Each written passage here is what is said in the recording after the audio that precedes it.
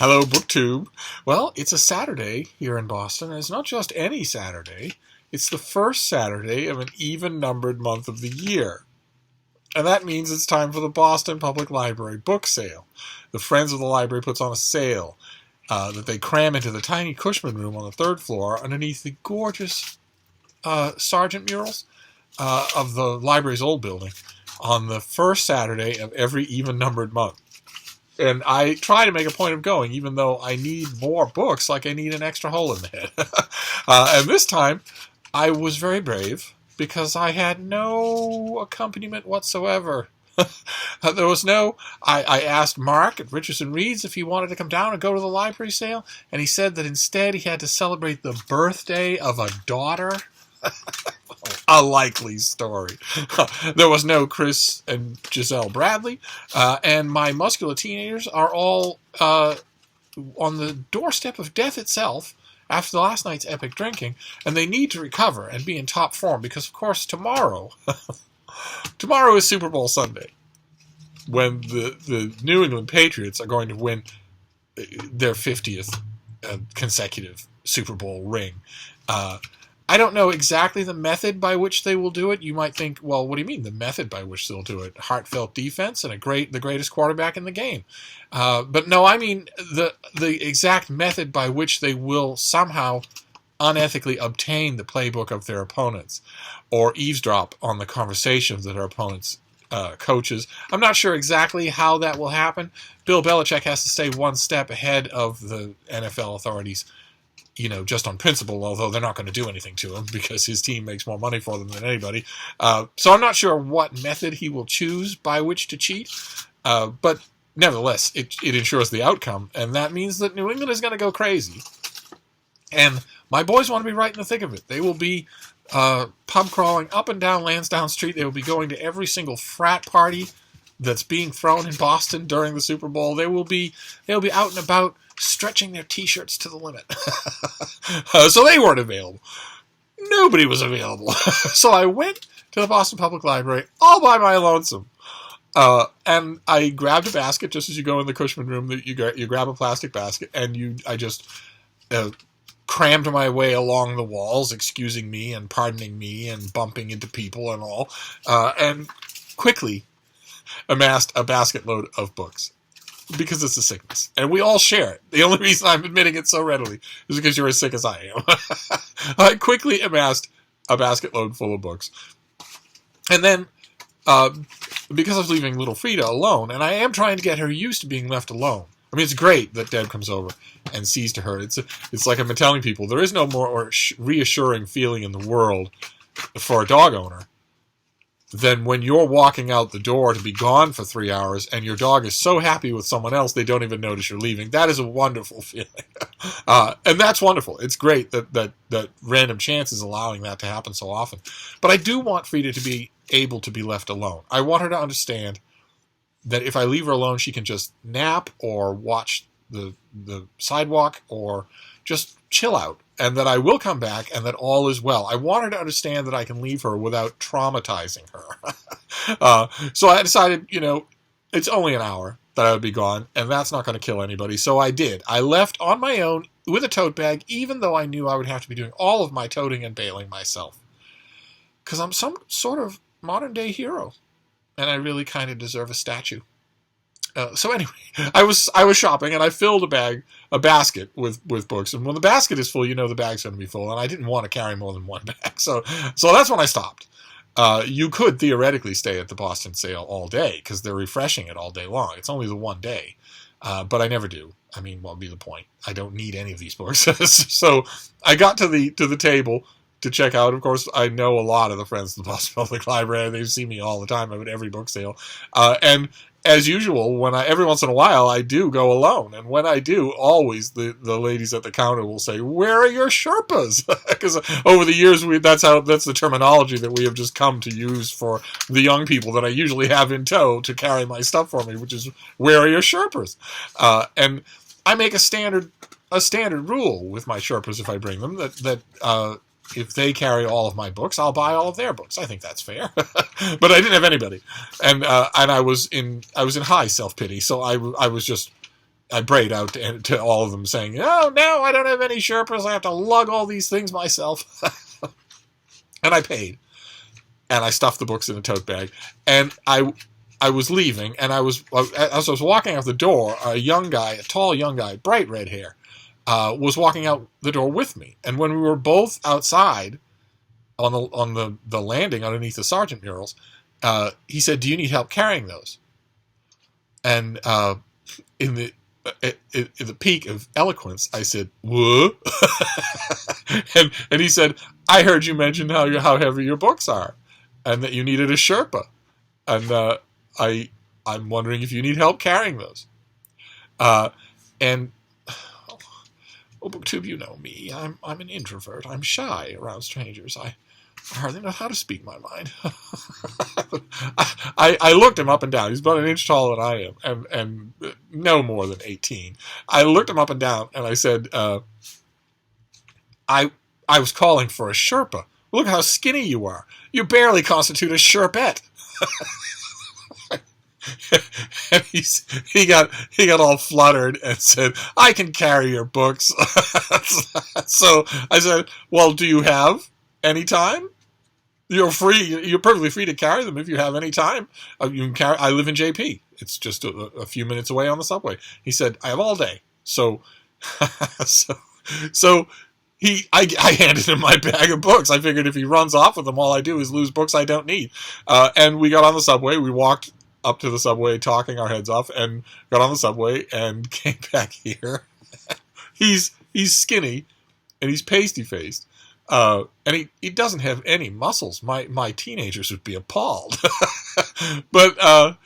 But he's really nice, and he's got bright red hair, and I think he might be older than 18. I'm pretty sure that he's 18 solid, or maybe 19. I will find out. I will find out all these details, because he's getting food. He's next door getting food for himself and Frida and me, because he got here, lugged the books all the way here to Hyde Cottage, and dumped them on the floor, and of course went nuts about Frida, because she is really cute. She really is. She's a little bit pudgy, and she's a little bit fuzzy, and she's so happy to meet strangers. And so he was fussing all about her, and she was fussing all about him. And I took her outside to pee and poop. She hadn't messed in the apartment, hadn't destroyed anything, hadn't done anything. Just, I'm talking about you. How you doing? You know when I'm talking about you, don't you? I'm talking. You want to say hi to everybody? There he is. There's my little... Oh, it's all right. It's okay. Just look at the camera. Look, there's the camera. No? Oh. And I thanked him. I thanked him for lugging my books, and asked him if he wanted to stay and eat. And he said, "Are you kidding me? This place is full of books and a cute little dog. Yeah, I'll stay." And I was so grateful for the help lugging all the books here, and I was so touched by the fact that he was fussing over Frida that I did not at that moment give him the response that he deserved for his comment about the books and the dog, which was, say it with me now, eyes on the prize. So he's gone off to get food, and we'll eat, and I will get to know everything about him. And in the meantime, before he gets back, I wanted to show you the books. That's the whole point of this thing. I got a stack of books, and they illustrate in their own way why I shouldn't go to book sales like this, because I end up getting doubles. I end up getting stuff just because I liked it and it was dirt cheap. And maybe somewhere down the road I can find somebody to give it to, which is not a good reason to buy a book, especially since down the road never seems to happen. But anyway, the first one I got is one I've shown on this channel before. This is Dies the Fire by S.M. Stirling. This is a novel in which one day there's a pulse all throughout the world, causes people to have an instant of blinding pain in their head, so fast that it's almost over before they feel it, and that causes all technology to stop working. Not just electronic technology, but any kind of advanced technology. Characters later on figure out that even gunpowder doesn't work anymore. You lay gunpowder on a rock and strike a flint on it, and it burns for a few seconds and then stops. So the world is, planes come crashing out of the sky, guns don't work. All of a sudden, the world is thrown back into a pre-industrial state right away, instantly. So, and Sterling just goes with that idea. What would happen if that happened? He concentrates on one small area of the Pacific Northwest. And that's done with a reason. That's done very advisedly. He assumes and says throughout this book that large cities would almost immediately become death zones. That they would almost immediately become places where you couldn't have a narrative because everybody would die. I don't know that I believe that. He decided to give his story a leg up by having it take place in a rural enough setting so that people could survive. And there are groups that do. There are two groups of good guys. There are a bunch of cannibals, of course. There are a bunch of people who just aren't ready for what he calls the change, with a capital C, at all. And so they fall immediately to cannibalism. And then there's bad guys who are, in a classic note, a classic self-hating note, I think. The kernel of the bad guys is a society for creative anachronism. The geek shall inherit the earth, is how a certain waggish book reviewer put it. Where, because they're used to jousting and fencing, I guess, they already know the technology that they need in order to become the badasses of the new world. And Sterling had a hit with the book. Fans loved it. I loved it. It's a fantastic... Dies the Fire is a fantastic read. So he just continued on with the story, where his characters grow older and they conglomerate into cities and they learn more and more about the crafts they need to live in this new pre-industrial world. And I love the books. I keep reading them. I think they're fantastic entertainment, although they are annoying.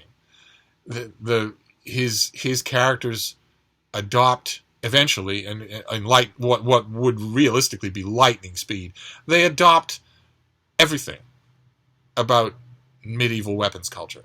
Everything. Down to the smallest technical word that Sterling himself found in some manual. There is absolutely no way that people who were baristas in Seattle 1 week would 15 weeks later know all the technical French words for every rivet of a halberd. That's nerdish. That's just Sterling indulging in his nerdishness and losing track of what's believable in the scenario he's created. But I give it to him. I don't so much mind, because he's a heck of a storyteller. My major concern with the Change novels is small. I admit, it's small. His characters, when they're making their way through this world and, expanding into new valleys and whatnot, often encounter wildlife. Tigers and lions that were kept in captivity in the Pacific Northwest on vanity farms and on people's property escape, of course, and start propagating. And so there are lions and tigers in the Pacific Northwest again, and of course bears. There are bears everywhere. There are a couple of great scenes in the first 6 books involving bears. And I'm reading these books, and I'm really enjoying them, but all along I'm thinking what I'm sure you can see coming, which is that the number one animal presence in a world like the one he describes would be dogs. There are no dogs mentioned anywhere in the series until they become,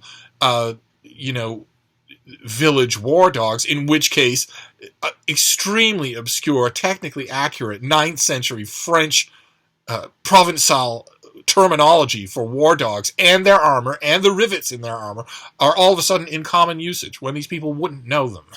None of these people would know those words. It's Sterling's research that's telling them to do that. But before that, no.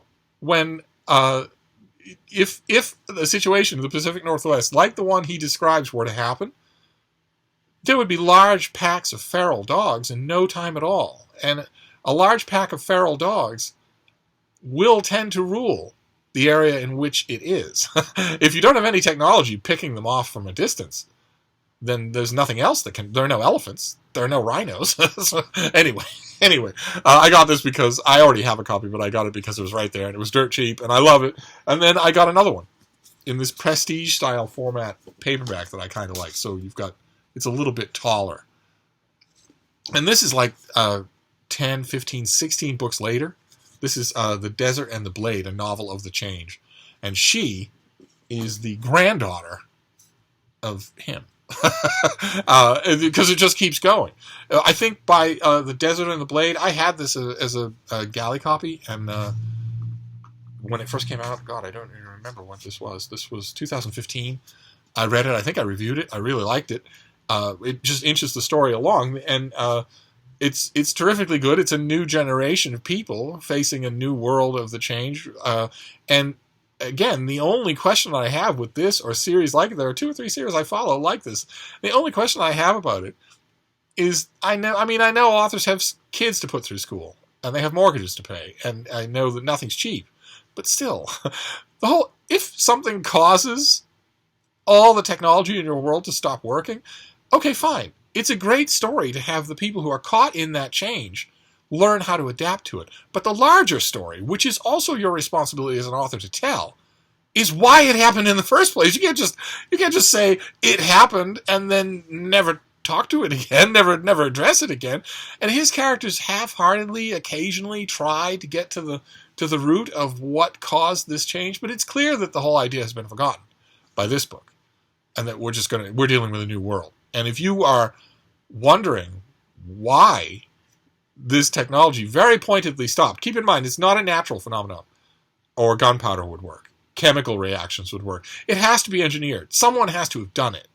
And that is a plot on its own. You can't just ignore that because you're having fun writing about people with broadswords. But anyway, the series is still great. It's just, I despair that he's ever going to wrap it up. And I think he should. I think he should have wrapped it up after 4 or 5 books.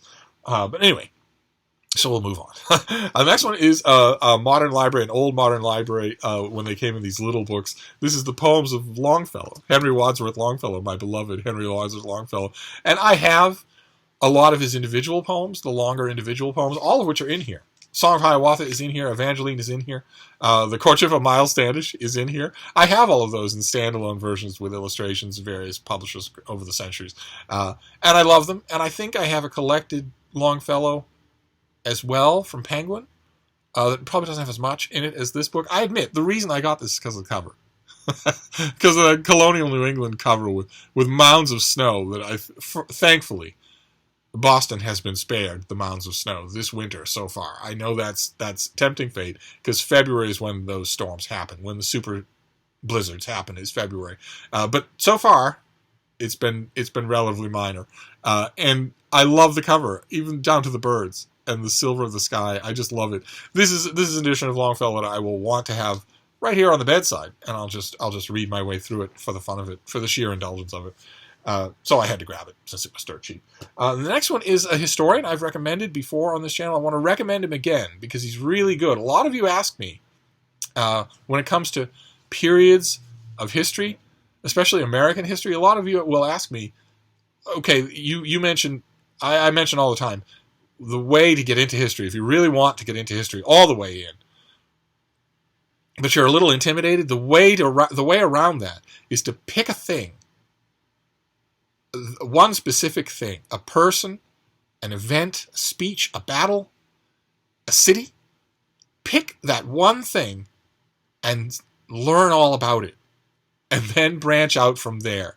Once you do that, if you take that approach, if you take like the Battle of Chancellorsville, you want to know all about the Battle of Chancellorsville in the American Civil War, because the larger narrative of the American Civil War intimidates you a little, or the even larger narrative of American history intimidates you a little. So let's say you live near Chancellorsville and you want to study that battle, both sides, all of the military books about the strategies and the outcomes, and let's say you do. After your 4th or 5th book on the Battle of Chancellorsville, you're going to know all about it. You're going to know the names and characters of everybody involved, what was at stake, and what happened, which is going to make you so much more confident studying the American Civil War in general. You can broaden out from there. I still maintain that is that pointillist approach is the best way to get into serious history reading, not just somebody writing a new history of the color yellow, but serious scholarly history. That is an open field to you. It's not closed the way it may look, but the best way to get into it is just a foot in the door. Find a foot in the door. Find somebody who fascinates you, or something that does, and learn everything there is to know about that thing, and then move on from there. But a lot of you have asked me, well, okay, we know that you say that, but what about the broader narrative histories? What's a good broad narrative history if that's what I want to do? And there are quite a few. My beloved Page Smith comes straight to mind. But this guy, I've recommended him on this channel before. I wanted, as soon as I saw his book, and I don't have it, I got it for myself, but I wanted to recommend him again, because he will be in your yard sales, he will be in your used bookstores, and he will be at your library, and he's terrific. Terrific. It's this guy. Let me see this, I can get that out. This is Robert Leckie. And he did a series of big books on American war. He's a military historian. So I wonder if this will live. This is called None Died in Vain, and it is probably the best one-volume history of the American Civil War that I've ever read. And that gets you going, right? If you prefer the sweeping narrative approach, and you read a big one-volume history, then you're going to feel on solider ground when you go on to somewhere else, to biographies or specific battles, or even another or longer narrative history, like, for instance, the histories of Bruce Catton or Shelby Foote, our multi-volume. This is one volume, gives you everything, and does it in a really readable way. But he did others. He did, Delivered from Evil is his one-volume history of World War II. It's very, very good. He did Wars of America that were in multiple volumes, and that are wonderful. Boy, what he can do in 10 pages, some authors can't do in a whole book. And he also did, I'm not seeing it here in the list of his works. Maybe it came out after this. But he also did George Washington's War, about the American Revolution. That's also really, really good. So None Died in Vain. I got that because I didn't have it. And then this next one is a gem. This is a gem of a book. It's Love Fiercely, a Gilded Age romance.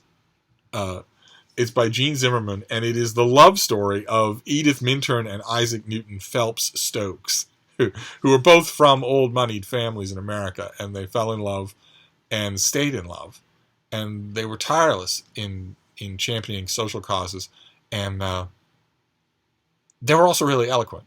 Their letters and diaries and whatnot, the whole world in which they moved is one you really want to get to know. It's smart and brave, and when this thing came out, I think that's a John Sargent portrait, same guy whose murals were in the Boston Public Library, where I met today, my Sherpa. He did that painting of the two of them. Can't really make it out too well in this lighting. They're in street clothes, which in 21st century is not going to make any sense to anybody. But that isn't how you would stand for a portrait by the guy who was at the time the world's foremost portraitist.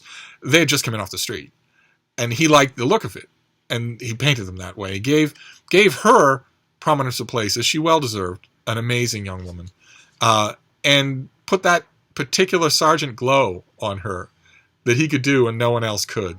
And he made him a little sterner than he was in real life, and also a little ghostly, right? He has fewer details than she does, a lot fewer, and seems to be fading into the color of the wall itself. And there's also that strategic placement of the boater, of the hat. When I first got this in the mail, it was 2012. I thought, okay, well, I know their story just in general outline. I don't imagine there could be a book about it. And Gene Zimmerman completely surprised me. This is such a darling, wonderful, smart, memorable book that whenever I see it, I grab a copy, because you don't see it that often. And I love to have an extra copy in case somebody wants just a love story they can get swept up in. That's a real love story, not a made-up story. Anyway, so we'll move on. I got, this is a perfect example of what I was talking about. This is the evil of book sales, is that they make you lose your mind. They make you lose control of what you're doing. I got Pride and Prejudice. Can you believe? I got Pride and Prejudice. And it's great. These black and white everyman libraries are great. I love them. But I don't need another copy of Pride and Prejudice. I don't. At all. I have one on my phone. That's the one I read last time I read Pride and Prejudice. But I got this anyway. It has the built-in bookmark, but it's not illustrated. Doesn't have anything. And it's from this everyman period in their design where they were just a very stern black and white. I got it anyway. Just because it was cheap. And this next one, though, was a find. This may be the find of the day. This is Grover Cleveland, A Man Foursquare by Dennis Tilden Lynch.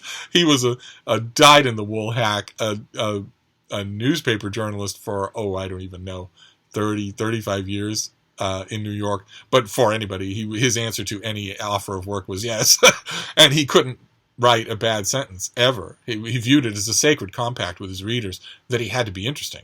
And he did this book on President Grover Cleveland. And the first thing that attracted my attention was, I don't know if you can see, that is the remnant of a Brattle sale cart sticker. Somebody took part of the dollar sticker off, but not the whole thing. They didn't go the whole extra yard to take the whole sticker off.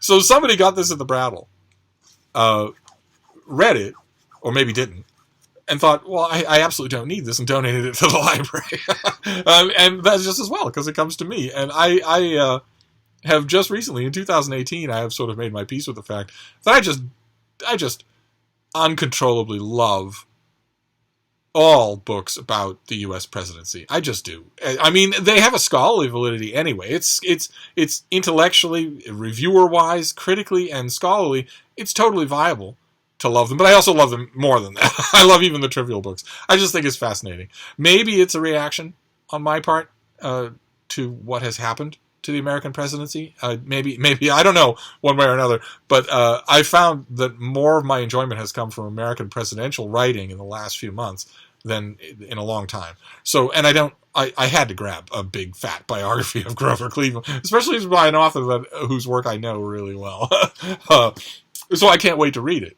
I've never read this book. Then the next one is one that I have read. I saw it and I had a moment of doubt where I thought, okay, do you own it?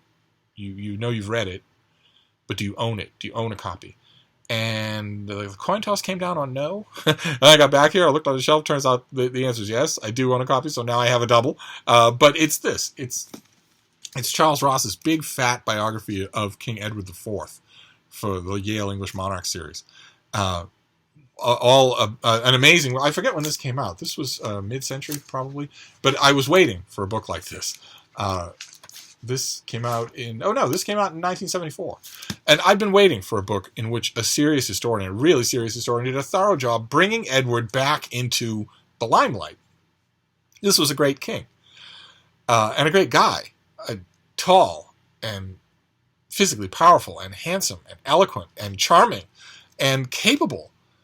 And yet his reputation fell into something of an eclipse and has never since fully recovered.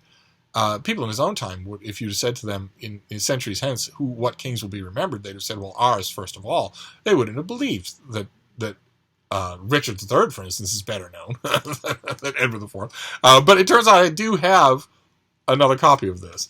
And this is a library copy, because, when you go to a library book sale, you're going to get two different kinds of books. You're going to get something like this, that somebody just donated to the library, and the friends of the library or the volunteers or the library itself, depending on who does the sale, decided that it's worth selling, that it's not just a piece of junk. And you're also going to get de-access books that the library no longer wants. They had it in their collection, they don't want it anymore.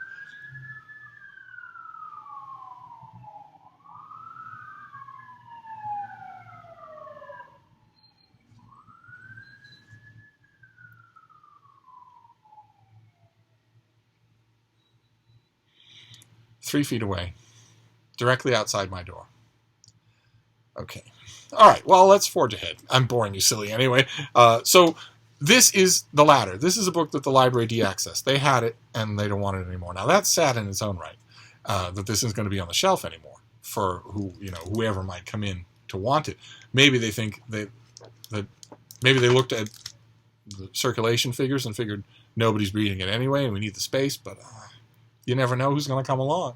You never know who might want to research and write. What teenager might want to research and write an Edward biography who lives in Boston now and wants to use the Boston Public Library to the full extent that he can, or she can, because they don't have any other library. You got to start somewhere. And this book's not going to be there. This is a definitive life of Edward. It's not going to be on the shelf anymore. Or maybe they had doubles. But one way or another, when you have a library copy, then it takes some work. I've got this thing, and it takes... I want the book, but it's going to take some work to make it something that I might want to put on my shelf. For instance, this sticker. is not attached to this plastic covering. It's attached to the cover. So step number 1 to delibrary this is to peel the cover off. Then take the plastic covering of the... Oh, let me show you. You peel the cover off of the book. And then you take the paper cover out of this library plastic covering. It's got to come out of there before you can get at this sticker. Then what we do is very patiently peel the sticker off, get rid of the discoloration, get rid of the gum that remains, and then slide the cover back in here, because this is still protected. This is very nice. And then put it back on. And while you're at it, you probably want to get rid of the barcodes and whatnot, just to make it a book, as close to a book as possible. So that's going to take a little time. I'm not going to be able to do that right here on camera. And I will do it just because, since I went to the bother of getting this thing, I'll make this my copy and I'll get rid of my other one. Then the next 2, also library books, so they will also have to be fixed, but they're both Philip Kerr novels. These are the Bernie Gunter novels that I love so much. This is The Other Side of Silence and A Man Without Breath. One of them is a library book. So this one I need to totally get rid of all this library crap all over. Look at that, sticker right over her face. And this one was a donation, so it needs nothing. This is just a hardcover copy that somebody got rid of. But I love the Bernie Gunter novels, so I've taken, and I also realized just recently that I love rereading them.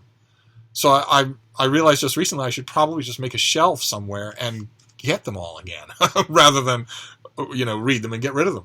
If they're good at rereads, then I want to keep them. So I found both of these. This will be a kick in the pants to just keep getting them. They show up at the Brattle regularly. They show up at Goodwill regularly. They show up all over regularly. I'm just going to get like the last 10 Bernie Gunter novels so that I have them all. So I saw those. I just got them. And then the last book, you'll be happy to know, we're at the end here. The last book, sheer insanity that I bought it. Sheer insanity that I had a drafted Sherpette lug it back here. It's this thing, The Way We Live Now by Anthony Trollope. Now, granted, it is pretty. It's a wraparound cover, all that sort of thing. But it's insane that I got this. I will read this on my phone. I'm reading Trollope on my phone right now. And when I'm not reading him on my phone, I'm reading him on my $50 Kindle. 2 different Trollope novels, but still, when am I going to grab a thing like this and carry it around with me? I honestly don't think I'm ever going to do that. But I saw it, and it was pretty, and it was cheap, and I was in the book sale frame of mind, and I lost it. I lost it, BookTube. But anyway, that's it for the Boston Public Library book sale for February of 2018. And when everybody was leaving, as each person left, the friends of the library were saying, "See you in April," and BookTube. A lot of the patrons who were leaving with their bags with 2 books in it were so old that a lot of those "See you in Aprils" kind of had a question mark at the end of it. But I feel fairly confident that I will be going in April, and who knows, I might have a helper.